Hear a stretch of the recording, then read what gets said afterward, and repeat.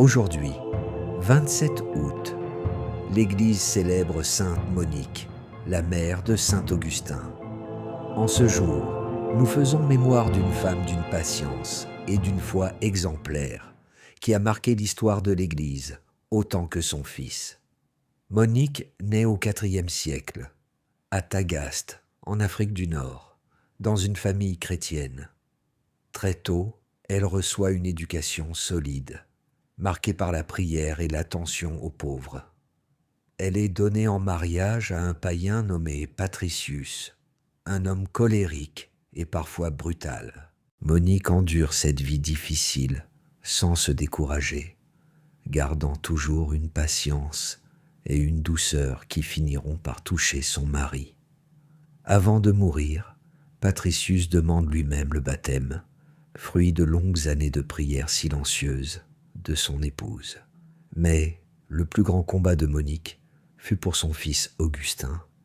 Brillant étudiant, passionné de rhétorique, Augustin se détourne de la foi et s'enfonce dans une vie dissipée. Monique souffre profondément des choix de son fils. Elle prie, elle pleure, elle ne cesse d'intercéder pour lui. Ses larmes deviennent le symbole d'une mère qui ne renonce jamais à son enfant.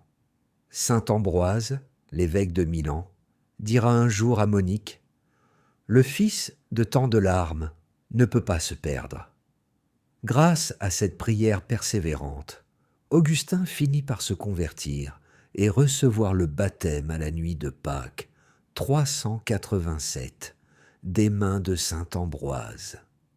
Cette conversion marque l'histoire. Augustin deviendra l'un des plus grands pères de l'Église. Pour Monique, c'est l'exaucement de toute une vie. Quelques mois plus tard, à Ostie, près de Rome, elle meurt dans la paix, confiante d'avoir accompli sa mission de mère et de chrétienne. Sainte Monique nous rappelle la force de la prière fidèle, même dans les situations les plus désespérées. Elle incarne l'espérance tenace des mères et des pères qui prient pour leurs enfants, parfois éloignés de Dieu. Elle est le modèle d'une femme forte qui a transformé la souffrance en offrande et les larmes en semences de grâce. Aujourd'hui, Sainte Monique est honorée comme la patronne des mères chrétiennes, des femmes mariées et de toutes celles et ceux qui prient pour leurs proches éloignés de la foi.